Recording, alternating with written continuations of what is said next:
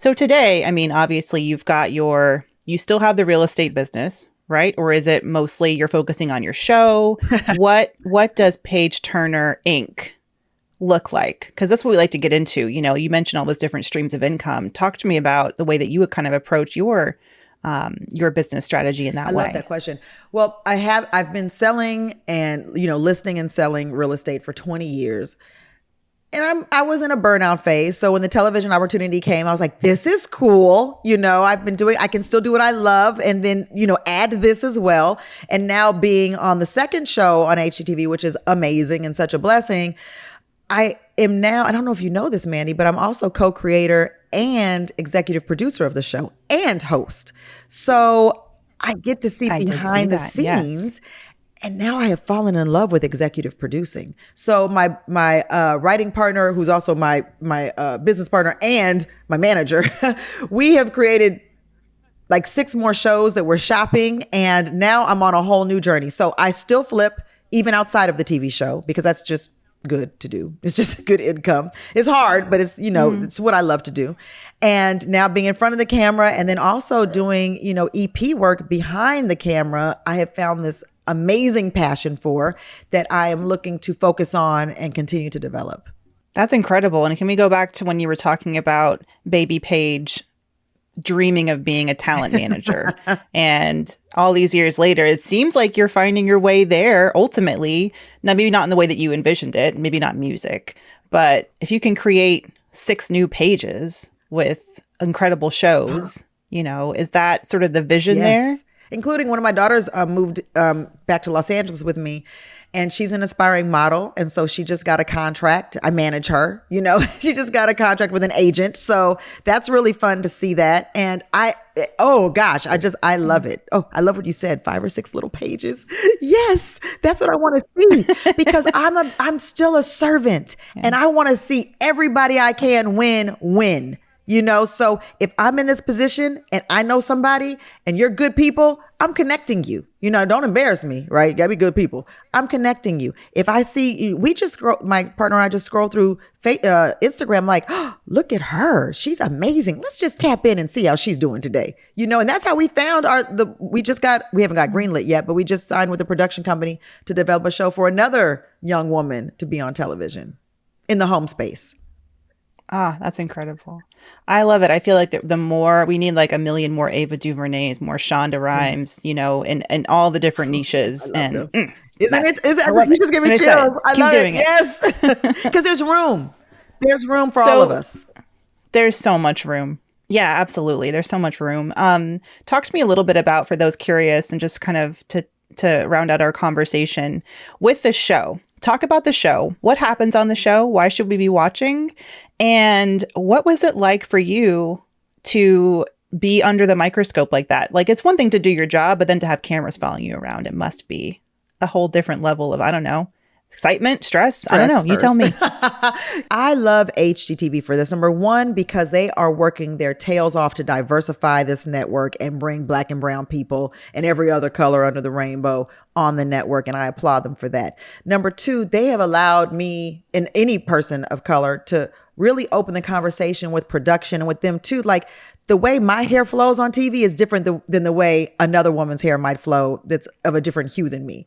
So if you guys want to do demo day and then have a follow up, do 3 scenes in one day, I can't do demo first because my hair is going to explode in this heat out here in California.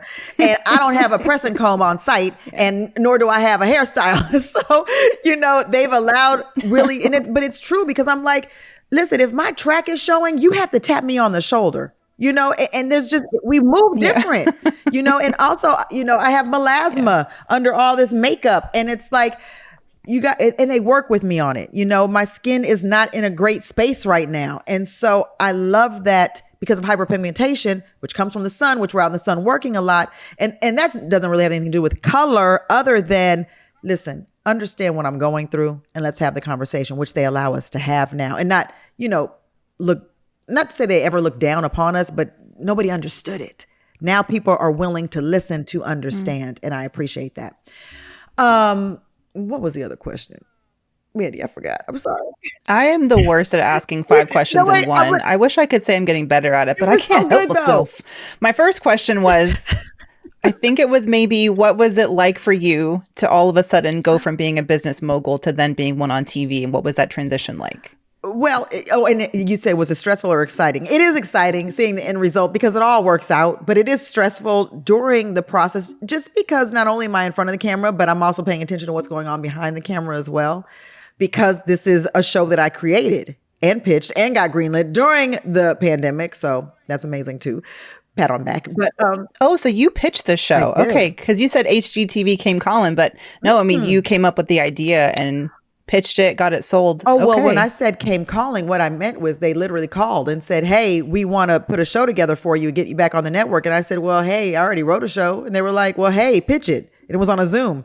And I said, "Right now?" And it was about August of 2020.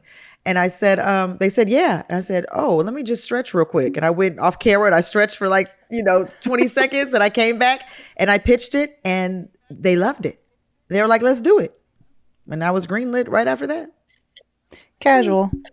That goes back to preparation though. I was prepared for the moment and I had good relationship, Mandy, when I was on the first show. I always said thank you. I always emailed everybody, please and thank you. Even when the show got canceled, which the whole franchise did, they just moved on from it. I was like, hey, thanks for the run, because guess what? Life happens. Pivot time. And I just went on to the next, pursuit of passion and purpose. So it came right back to me and that relationship kicked right back in. Right. So,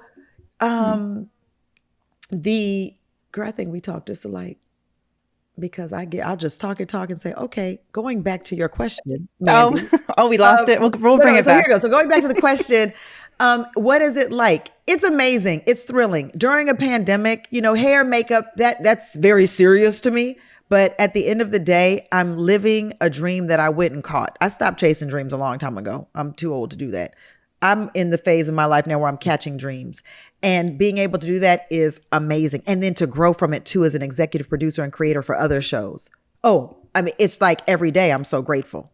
Yeah, the power of not just being the talent in front of the camera, but also having not only, I mean, it probably opens you up, correct me if I'm wrong, to even more monetary gain, being the owner, the EP on the back end But that too, gives you right? 3 streams in one show. You just named every one of them. Okay, lovely.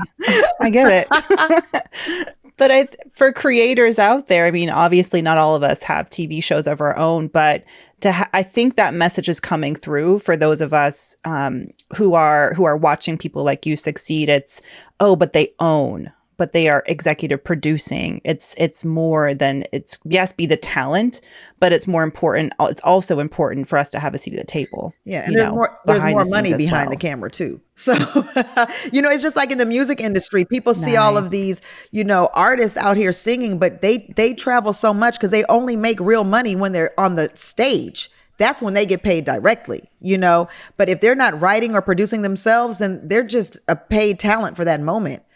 Royalties is what makes people wealthy. And so even though there's no royalties in reality TV, there is just additional, they called line items, right, on the budget in television. And you get additional line items in addition to just being host. Not just because being host is amazing, but to being host, there's more. So learning the business on the other side, behind the camera, that is top notch. That's like, wow. Yeah. For someone who's listening right now, and maybe they're not necessarily in real estate, but they may be thinking, I want to share my talent. I want to executive produce my own reality show. What would be your message to them if there's one thing that you can sort of take away from this conversation or do today to kind of put yourself on that path? Because you're proving it's possible. So, what would be one piece of advice or guidance you could offer? Find a show, find a production company, call them and say, hey, I want to be PA. That's production assistant. So they're the ones that they really hold the show together, even though they're running around, even if it's giving out water, going to get Mm. lunch, it seems like the smallest role, but it will have the biggest effect because they're the ones that are really interacting with the host and the producers the most. So go and start somewhere. Even if you're a writer, you're like, I don't want to be a PA, a production assistant, because they seem like they're they just run the errands. You have to start somewhere. So why not start there? Call all the production companies in your area and say, hey, how can I get on set? Get your resume together and then start that way and work your way up. I have seen PAs grow, or even second camera assistants. You know, they're the assistant to the camera man or woman. And it seems like they're just like, doing grunt work, but they're not, because I've seen them grow to be first camera men or women, even on my show, like, oh my God, Matthew, you're camera one now. That's amazing. Because they moved up, but you have to start somewhere. And people are like, I don't know what's going on with this new generation. They don't want to work. They just want to have instant TikTok. Hey, not now. you, but some other ones that I see. I'm like, you have to do the work. That's why one of my companies is called Do the Work. And I'm not talking about do the work from not being lazy. I'm talking about do the work through perseverance, through the tears, through the no's, through the pivots. You have to keep going. But I've said this for years, Mandy, shake hands and kiss babies. That's how, like a politician, that's how you start building relationships. Putting yourself also, I'm hearing from what you're saying, put yourself in the environment where people are doing the dream job that you want to do, or doing the work that you want to be doing. It's sitting and feeling isolated in Nebraska, like you said. Get out. Probably won't get you there. Get out. You can't be the best kept secret. You have to get out there. And now that the world is opening back up again, go find the people who leave the clues to success and go follow them and do like they do. I bet you what they do every day, you're not doing. I love it. Follow the clues that lead you to success, and you cannot be the best kept secret. Brag on yourself, share your story, just like you were. Be a Paige Turner, who's got the most incredible name ever. Shout out to Paige's mom for that little bit of wordplay. I'm delighted. Thank you. As a fellow writer, I see that. I appreciate it. Thank you so much, Paige, for embodying Brown Ambition and for joining our show. It's been such a pleasure to get to know you, and I wish you continued success in all of your endeavors. Mandy, thank you for allowing me to be here. I love what you're doing. Your platform is amazing. Your questions were amazing, and I just super feel connected. So thank you so much.